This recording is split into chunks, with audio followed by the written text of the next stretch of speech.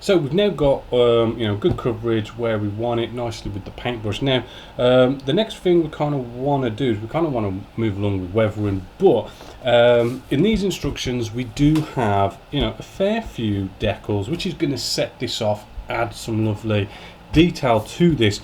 But when you start doing modelling and it's your first proper sort of kit, when it comes to decaling, there is a whole new level to take your decaling. You may have tried kits in the past and you just add the water to the decals and then you just slide the decals off onto your work and that's it. What tends to happen is you get all sorts of air getting underneath it, which makes it look all silvery, and they come off rather easy.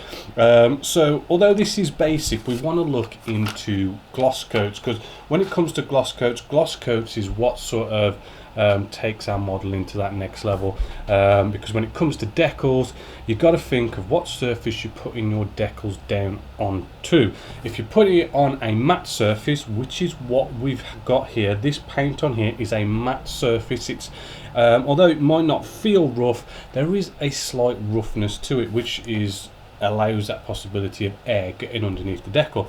But if we put a gloss coat on it, it will make it nice and smooth, which stops that air from getting trapped underneath. So when it comes to gloss coats, there is a fantastic cheap version you can go out there and buy, which is actually, if I just quickly pop this out, I've got here the Pledge Multi-Surface Wax, formerly known as Clear. Now it is depending on where you are in the world, should I say, whether this is available or not. Some countries you might have to maybe kind of go on eBay and get something imported from a different country. It does change names quite readily. I mean, over the years of modelling over the past decade, it's been Clear, Pledge, all these kind of things. I forgot what name it goes under right now as 2018. But if you want any more information on that, Genesis Models Forum, we have a whole thing on this Clear stuff. It's really cheap for this big bottle, which has lasted me years and years. I think I've only ever finished one bottle off. It could be cost like £3.50 something. It's dirt cheap. However, if you can't get your hands on it, there is a modelling alternative which I should have in here. Here we go.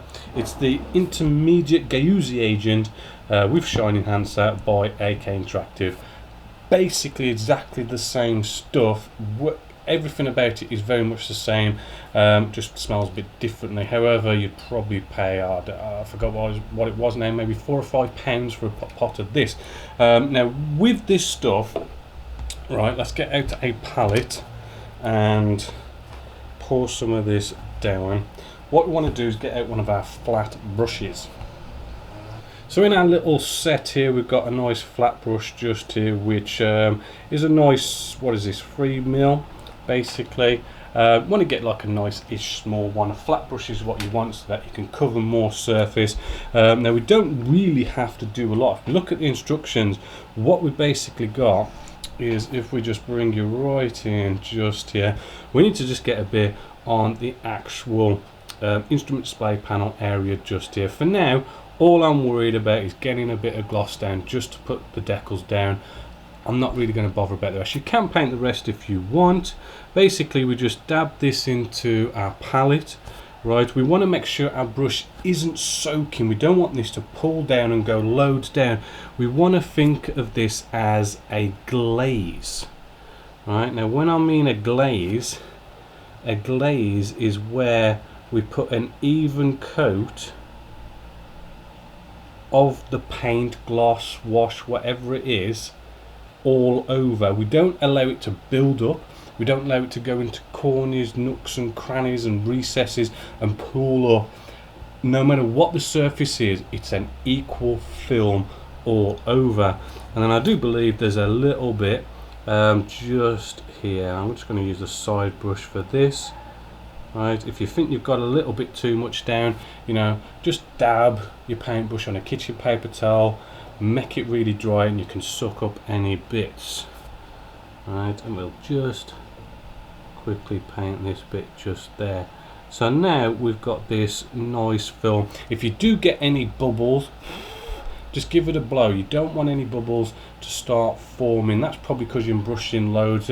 We're probably going to have those kind of problems when we get to the big painting the whole thing, but for now that's just really nice and easy. It does dry really quick and fast as well. Maybe give it half an hour and we should be able to actually start whacking some decals down. So getting our decals off of the decal sheet, go off, get some scissors, plain simple scissors, smaller the better, but if you have maybe gone off and brought, say, a cutting mat, which you can just see here, which has got lots of character with all the paint that have gone down, that can be like really cheap. You can get like really tiny small ones for a couple of quid. This is like a big A3 or an A2, I think it is. I think it's an A2. You know, and you could pay maybe 30 quid or something. It's totally up to you, but I mean, this is a beginner, so you might want to just use some scissors. But if you've got a cutting mat, we can just simply just cut out our decals with a blade. Now I can see that this is the instrument display panel without even looking at numbers or anything like that. Right, and there's our first decal nicely cut off. You do want to maybe sort of maybe get out a pen. I like to, as I'm going along, sort of what I've cut off, I'll sort of cross out on our instructions just here, and then I'll cut out some more, cross them off to say that I've, you know, cut them off, just to keep track of them. Probably not need to do it at this stage, but trust me, when we get to all these stencils that we've got here, it's gonna get a bit confusing. Using that method is definitely a good idea. So I'm just gonna cut the rest of these off. Got these cut off now. Now, like a lot of things in modelling, you can go off and nick a few things off the misses. Some tweezers is a nice one that we can use. I've just got these tweezers. We can hold it nicely. This way we can dip it in to some warm water, which I've just got off camera here, little pot. When it comes to the water, make sure it is warm. If it's stone cold, it can potentially crack some decals. Maybe, I mean, looking at this decal sheet here, these lung ones, because they're lung, they could crack if it's like a stone cold water. So nice warm water is what you want, and the tweezers, we can just pick them up. Right, we don't want to be putting them down on you know, absorbent material. Just let them sit on your cutting mat or some sort of table or something where it's not going to suck up all that moisture. Then while that is sort of absorbing and it starts to come off the decal film, there is one product I definitely recommend you go out and buy, even as a beginner, and that is Micro Sol. Because as I say, you know, when you first maybe when you was a kid as 13, you did some decaling, it was just purely dipping it in the water, sliding it on the model, and they can come off really easy. You hold it with your finger and it comes off on your finger, it looks all silvering and stuff. The way we go now in modeling is we'll go off and use solutions, and these solutions, they have like a little bit of a reaction with the decaling film, which makes it conform and stick better to the model and makes it look as though it's been painted on, which is the whole great idea with it. So this should hopefully be coming off now. So I'm just going to get out a paintbrush. I always use the same paintbrush for decaling because you don't want to be having cross contaminations. I mean, you might be using enamel paints, lacquer paints, all these different kind of paints. It might be still on the brush a bit. You start using it with your decals, and it's just, you know, it's best to keep paintbrushes to the same thing. And there we go, that's already nicely moving. So we can bring in our piece just here. Now this is a big piece to sort of put on, so what we can do, we can try and getting you on camera. I'm just getting our tweezers to pick up. Right, what you could do as well is maybe just get your paintbrush dipped into that warm water, right, and just lightly give it a bit of a paint, just to make that surface a little bit wet, because you don't want it sticking too quickly. And what we're going to do, we're just going to sort of, I'm trying to get you on camera and this as well to keep it up. Right, but we're just going to sort of brush this down and have that transfer on there like so. Alright, that's almost on there. Being very, very careful. Maybe just sort of push that down, push it in position like so. Right. What you may, I mean, I like to use personally is a little hand drill with a little sewing needle actually you know, chucked in there, and I like to sort of position it with this.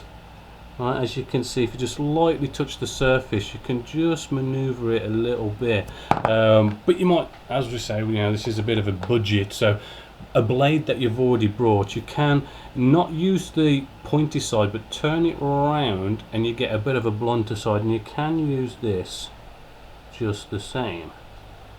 Alright, hopefully as you can see there, we can move it about, and we're just lightly touching it just to get it in that perfect position. Right, and I think that's probably going to be as good as we're going to get it. Maybe a little bit more. It's one of the things, you've got to have patience with this, because you think you're about to just move it in the right position, and then oh, it just knocks right out of position. Right, but you know what, that's looking, you know, fairly good just there, and that's going to set that off. But what we want to do is we want to get out now our micro sole.